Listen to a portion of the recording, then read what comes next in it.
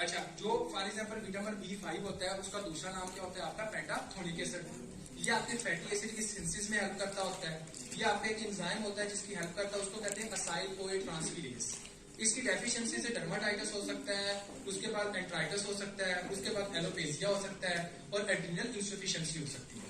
इसके बाद हमने जो देखा था वो था आपका विटामिन B9। विटामिन B9 जो होता है उसके साथ आपका मिथाइल लगा होता है। जब तक विटामिन B9 के साथ मिथाइल लगा होता है ये इनएक्टिव फॉर्म में होता है। और विटामिन B12 जो होता है वो विटामिन B9 को एक्टिव करता है, उससे मिथाइल लेकर और उसको जनाब आपका टेट्रा हाइड्रोफोलेट के अंदर चेंज कर देता है। जब आपका टेट्रा हाइड्रोफोलेट बन जाता है तो आपका विटामिन B9 क्या होता है एक तरह का एक्टिव हो जाता है। और जो विटामिन B9 होता है ये जनाब आपके एक तरह का डीएनए और आरएनए की सिंथेसिस करवाता है। डीएनए और आरएनए जो होता है ये जनाब आपके सेल की डिवीजन करवाते हैं और इसकी वजह से जो होता है वो जनाब आपका सेल जो होता है वो प्रॉपर्ली डिवाइड होता है। उसके बाद जो आपका विटामिन B9 ने आपका मिथाइल ग्रुप जो दिया था विटामिन B12 को, इसकी वजह से जो बना था मिथाइल कोबालमिन। ये मिथाइल कोबालमिन जो होता है वो होमोसिस्टीन को मैथ्यूनिन के अंदर चेंज कर रहा होता है। अब देखें, थोड़ा सा गौर करना, अगर फॉर एग्जांपल किसी बंदे के अंदर विटामिन B9 की डेफिशिएंसी है, ठीक हो गया, तो उसके अंदर सिंपल सी बात है कि आपका डीएनए और आरएनए नहीं बनेगा। जब उसका डीएनए और आरएनए नहीं बनेगा तो आपके सेल की डिवीजन प्रॉपर्ली नहीं होगी। जब आपके सेल की डिवीजन प्रॉपर्ली नहीं होगी तो आपके सेल का साइज बढ़ जाएगा। जब आपके सेल का साइज बढ़ जाएगा तो इसकी वजह से आपके सेल जो होंगे वो इजीली रप्चर होंगे, जैसे कि रेड ब्लड सेल्स, और इसकी वजह से आपको मैक्रोसिटिक अनीमिया हो जाएगा या फिर हम क्या कहते हैं मेगालोब्लास्टिक अनीमिया हो जाएगा। इसके साथ आपका हाइपरसेगमेंटेड न्यूट्रोफिल्स हो जाएंगे और इनके साथ हम ये देखते होते हैं कि आपको ग्लोसाइटस हो सकता है। दूसरी बात, हम लोगों को पता है कि विटामिन B9 के साथ जो मिथाइल था विटामिन B12 के पास जाता था, होमोसिस्टीन को मैथ्यूनिन के अंदर चेंज करता था।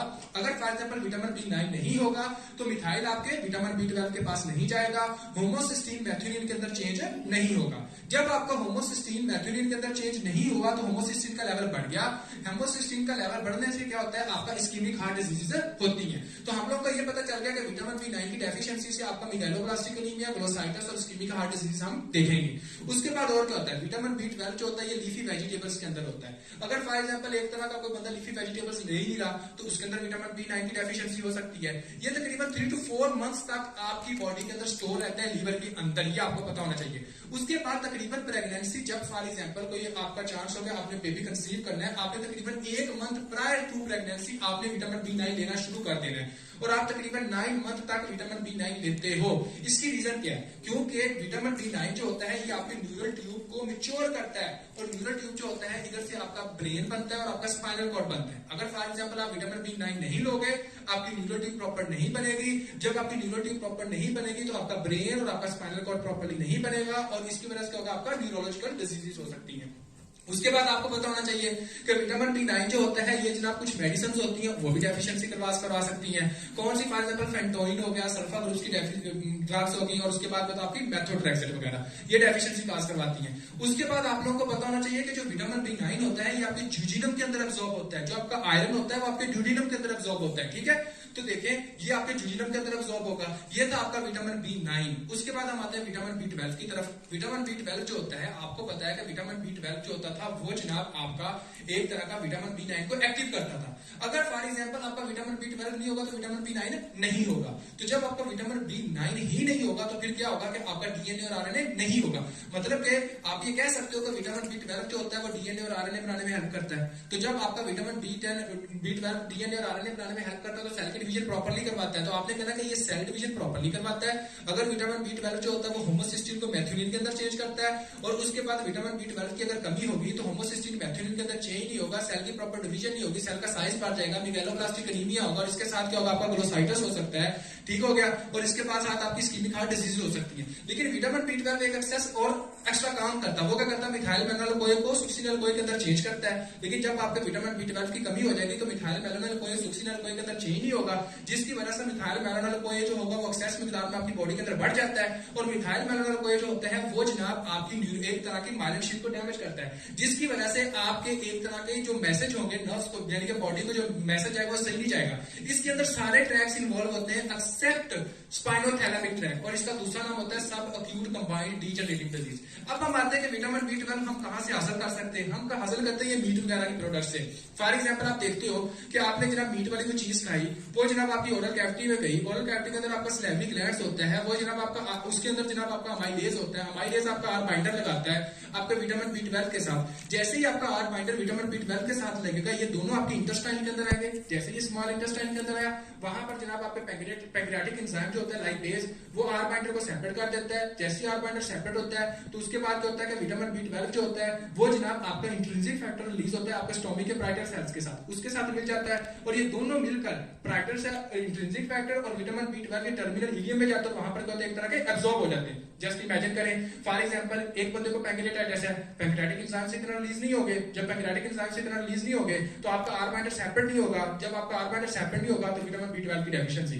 एक बंदा विटामिन B12 ले ही नहीं रहा, जैसा कि वेजिटेरियन है, उसके अंदर डेफिशिएंसी हो सकती है। उसके अलावा अगर फॉर एग्जांपल आपका अपना इम्यून सिस्टम आपके इंट्रिंसिक फैक्टर को डैमेज करना शुरू कर दे एज अ एटोमिक डिजीज के तौर पर, तो उसको हम कहते हैं पर्निशियस एनीमिया हो जाता है। मतलब कि विटामिन B12 आपके एक तरह के जो होता है इंट्रिंसिक फैक्टर वो बन नहीं दे रहा, लगेगा ही नहीं। तो जब आपका इंट्रिंसिक फैक्टर विटामिन B12 के साथ लगेगा ही नहीं, तो इसकी वजह से क्या होगा कि आपका एक तरह का एब्सॉर्ब ही नहीं होगा, मुकम्मल तौर पर मैच्योर ही नहीं होगा। तो और इसके बाद और क्या कॉजेज होते हैं, for example methotrexate medicine use करने को इसकी वजह से डेफिशिएंसी हो सकती है। डाइफ्लोपाथुन जो होता है इसकी वजह से डेफिशिएंसी हो सकती है। अगर फॉर एग्जांपल किसी बंदे का स्टोमिक ही कट किया हुआ, ठीक है, उसकी वजह से डेफिशिएंसी हो सकती है। उसके बाद किसकी वजह से डेफिशिएंसी हो सकती है, आपने बताना कि फॉर एग्जांपल किसी बंदे को क्रोन डिजीज है, उसकी वजह से डेफिशिएंसी हो सकती है। तो ये जनाब डेफिशिएंसी काज करवाते हैं। तो आपने एक बात अपने माइंड में रखनी है कि विटामिन B12 की डेफिशिएंसी से आपको एक तरह का मैक्रोसाइटिक एनीमिया, होमोसिस्टीन का लेवल बढ़ा हुआ होगा, जिसकी वजह से इस्केमिक हार्ट डिजीज होगी। और इसकी वजह से और क्या होता है, आपने बताना कि न्यूरोलॉजिकल सिम्टम्स होंगे। दूसरे के अंदर न्यूरोलॉजिकल सिम्टम्स हम नहीं देखते, सिर्फ और सिर्फ इसके अंदर न्यूरोलॉजिकल सिम्टम्स देखते हैं। ये था विटामिन B12। अब हम आते हैं फॉर एग्जांपल आपका विटामिन डी की तरफ। कि विटामिन डी क्या होता है? विटामिन डी जो होता है ये आप सनलाइट से हासिल करते हो, जिसका नाम होता है कोलेकाल्सिफेरॉल विटामिन D3।